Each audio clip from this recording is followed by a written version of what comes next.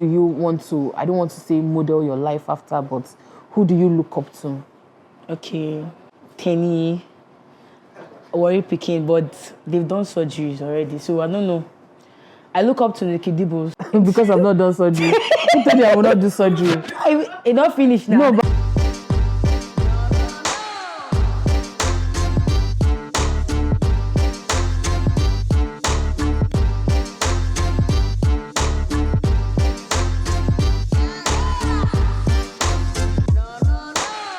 hi, welcome once again to the Bodied and Mindful podcast, and I am your host, Coach Nikki.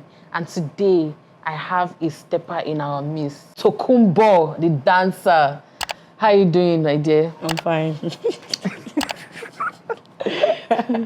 So you're one of the youngest plus size content creator, dancer for that matter, especially in this part of the world, Nigeria. We don't see that often. So tell us, how did you start your journey into dancing and content? What motivated you, and how did you motivate yourself into it? Okay, so since when I was a child, I've always loved dancing. And anytime I'm dancing, there's this happiness I get. Yeah. So dancing makes me stop thinking about anything, I just dance to make myself happy. So, but when I started posting my videos, I get negative comments. I don't look at the negative comments. I just dance my dance and make myself happy.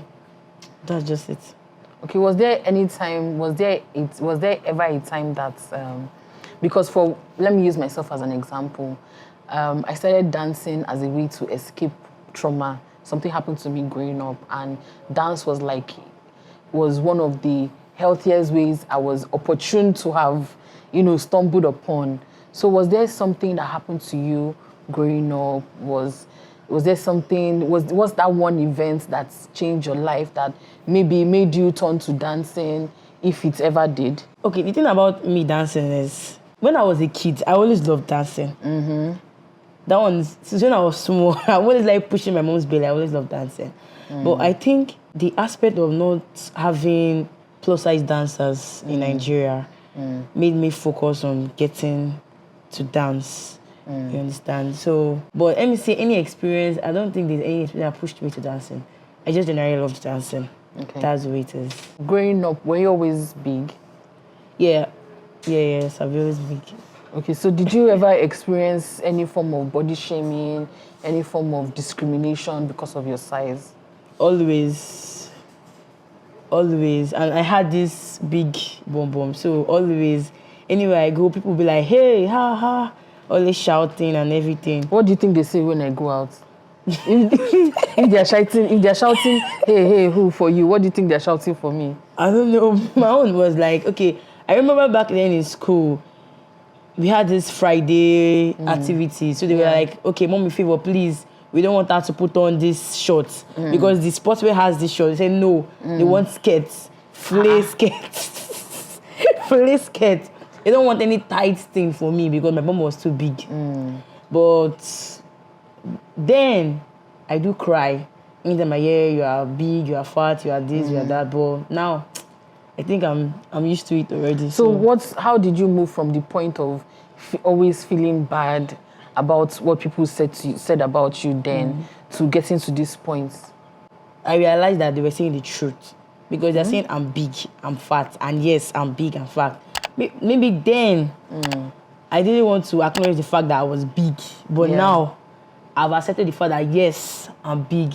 Okay. And I like it, and it's okay. I want to know, what has been your experience with your mental health? How have you been coping? Because I know for a fact that a lot of us keep things in. We don't know how to, some of us don't have that space to express ourselves. How do you prioritize your self-care? How do you maintain your mental health, regardless of whatever it is that you're going through? Through the help of music, I think. Because I'm not this kind of person that tells people what I'm feeling inside. So I just use music to calm myself down and use dance to express my feelings. I'm not this kind of person that deals with mental issues. I don't know why. Even How do you know I don't know. I don't even know why. So you've never felt like you've never felt afraid to do something, afraid of failure. You don't overthink things. I don't do. I avoid thinking. And your mental health strong, oh. Please give us the secrets. No. My mom died because of she's always thinking. So Wow. Can you tell us more about that? I don't know. My mom, when she was a kid, she's slim. Yeah. But growing up, after having my first brother, second brother, she had started adding weight. Yeah. So maybe she's not used to being body shamed. So nobody should ever get used to being body shamed because it is not normal. We have made we've made it normal in Nigeria, especially in this society. Body shaming is not normal. Somebody wants to greet you.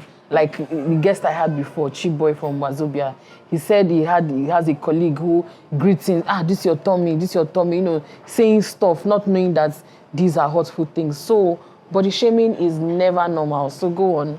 Okay, so I think the aspect of being big, she's always thinking about it, she stops taking sugar, she reduced her intake of soft drinks and everything.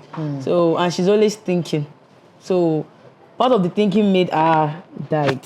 But me, I told myself, I won't use because I'm big or because I'm fat to make me to slow you down. To make me start getting sad or anything.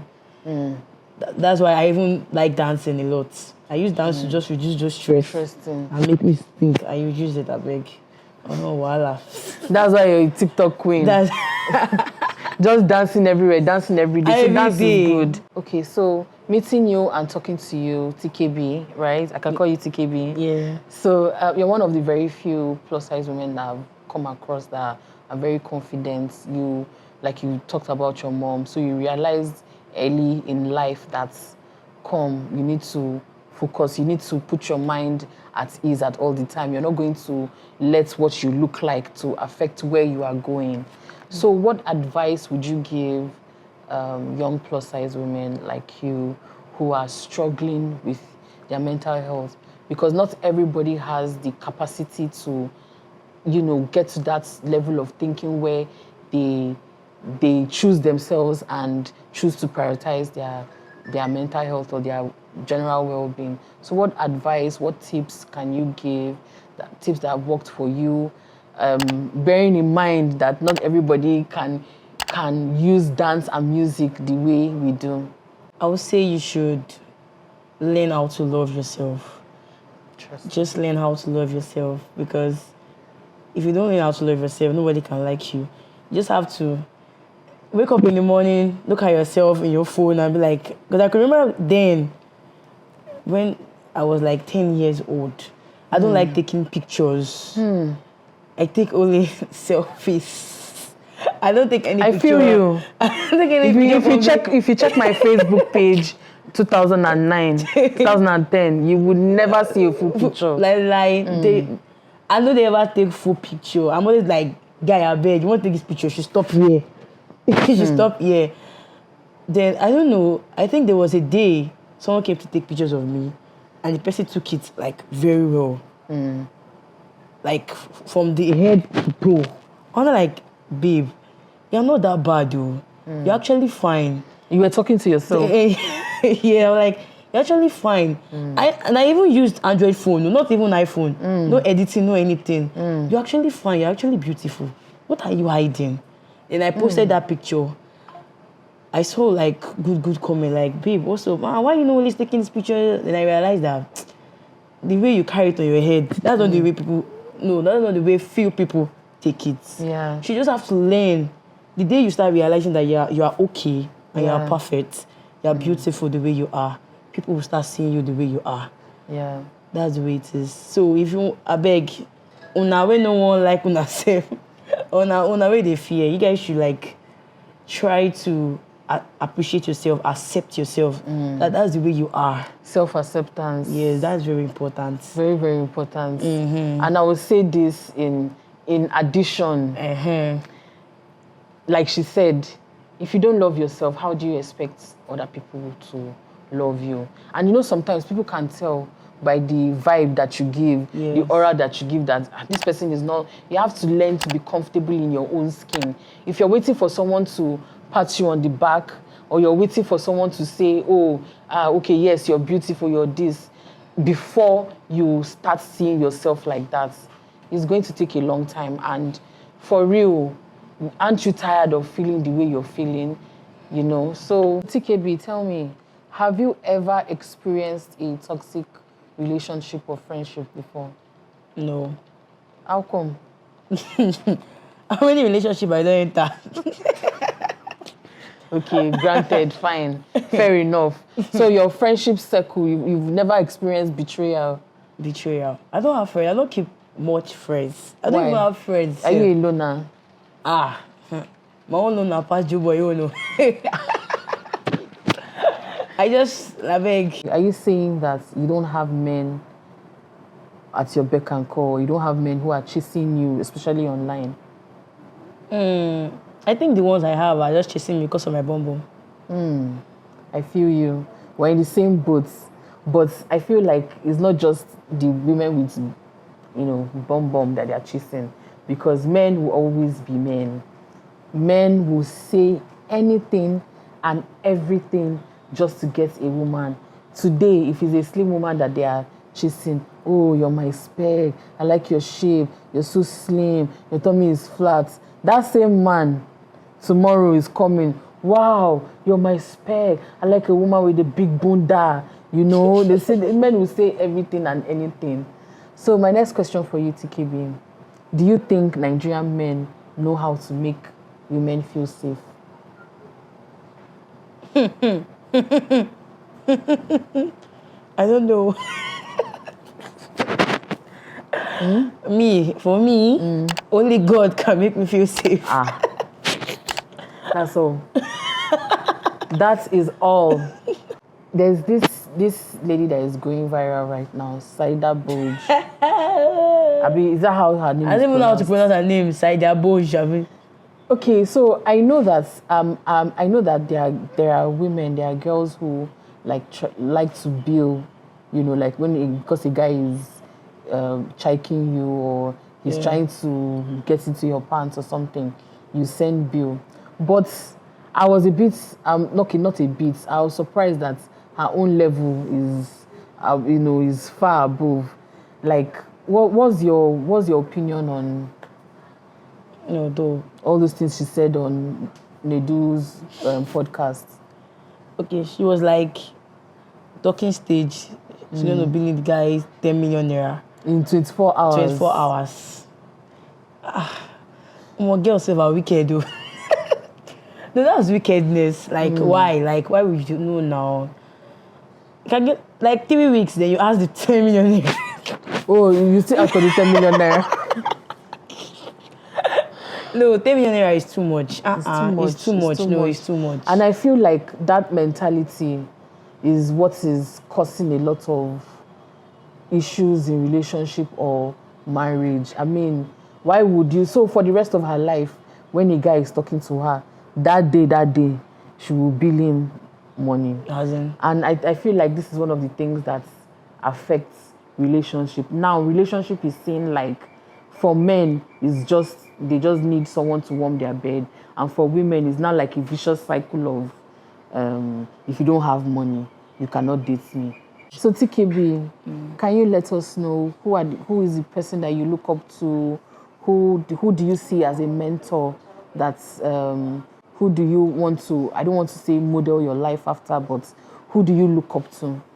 Okay, Tenny, Worry Picking, but they've done surgeries already, so I don't know.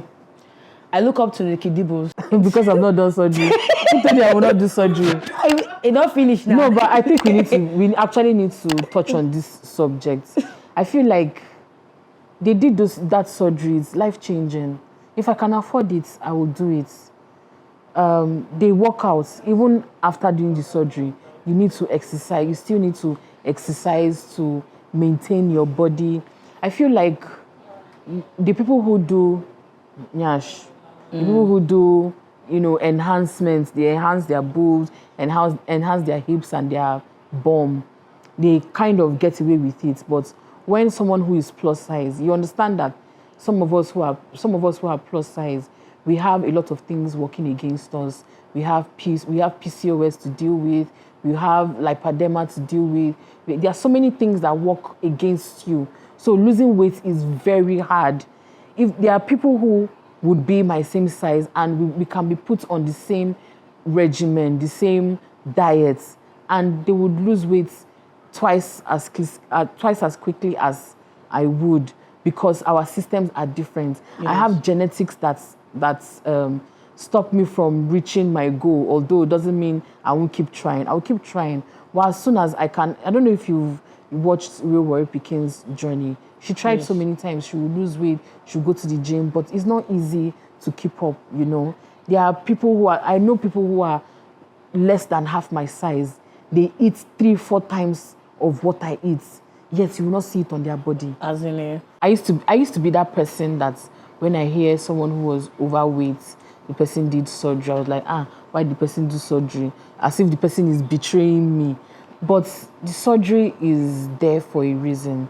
It's there for a purpose. It's to help you. If I had the opportunity, because like I said earlier, I have genetics that affects me. My system is not like, my metabolic rate is not like, someone else, PCOS, so many things involved. So if I had the opportunity, if I can afford to do the surgery, that would help me.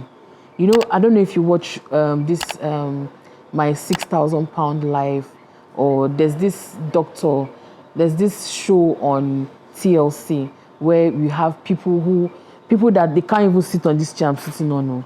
If you put these 2 chairs together, they can't sit on it. People who have gotten to that stage, maybe through depression, I can relate, eating yourself into coma, they've gotten to that size. Where do you want them to start from? They can barely stand up. They can barely even move from point A to point B. So that kind of surgery is life-changing.